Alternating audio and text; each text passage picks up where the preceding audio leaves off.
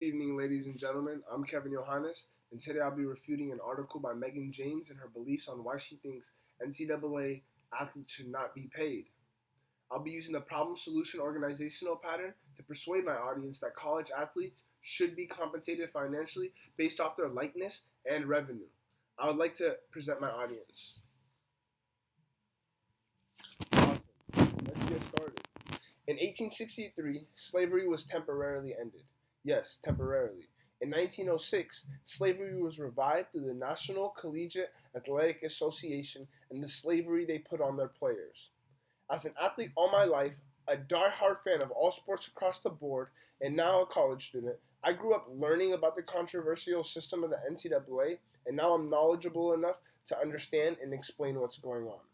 Although this topic may seem uninteresting to folks who do not like sports, it's actually important to everybody and especially important to college students. An athlete's sport is their craft. Just like a college student may be focusing on art, looking to profit off of their paintings, athletes are looking to profit off of their skill. The NCAA actually completely prevents athletes from profiting off of their skill. It starts with sports, but what are art majors going to do if colleges prevent them from selling their paintings or canvases, etc.? As college students know, we all know how hard it is to survive this journey. Imagine how much harder it would be if your school system prevented you from profiting off of your entrepreneurship and likeness. According to Statista.com, the NCAA closed in on 857 million US dollars through the NCAA March Madness tournament. Coaches were paid, training staff were paid, commentators and analysts were paid, referees were paid, but athletes were not paid. Yes, according to the Business Insider, Coach K brought in $9.2 million last year for coaching a basketball team, while his star basketball player and most popular college athlete in the world, Zion Williamson, brought in a whopping $0. For far too long, NCAA athletes, predominantly African American, have been sacrificing their hard work, skill, blood, sweat, tears, and more to profit the predominantly white NCAA. In her article, Megan James claimed that most people like herself already believe that athletes are getting paid because they receive scholarships, and that's just wrong. Athletes are not paid for their performances and the revenue they bring in. Instead of the millions of dollars they deserve, the NCAA gives them pity scholarships and calls it compensation while pocketing millions of dollars from themselves off of the athlete's hard work and likeness. Not only does the NCAA not pay their athletes, but they have laws set in place that restrict athletes from financial support from anybody without approval from the NCAA. A sincere gesture as simple as the head coach buying his quarterback a cheeseburger could revoke a scholarship and terminate eligibility of an athlete. In the past, notable athletes like Chris Webber and Reggie Bush were stripped of all of their achievements and college accolades simply for receiving financial assistance from family, friends, or boosters. Please be mindful that 70% of the NCAA football and basketball athletes are African American, and 20% of African Americans suffer from poverty. Some of these athletes are in dire need of this financial assistance and couldn't be in the scenarios that they are in without the financial assistance that they received. The law set in place to prevent payment and or compensation of players by school officials and law representatives is a lengthy, laughable, disgusting, horrific, awful list that includes things like receiving free haircuts, Christmas gifts, or using a friend or coach's automobile to get to the game. Doing things like an athlete doing things like this can revoke his eligibility to play and revoke scholarships. It's disgusting. To make matters worse, not only does the NCAA prevent you from receiving assistance from family, friends, boosters, but they prevent you from receiving or profiting, benefiting off of your own self, off the likeness of your own self.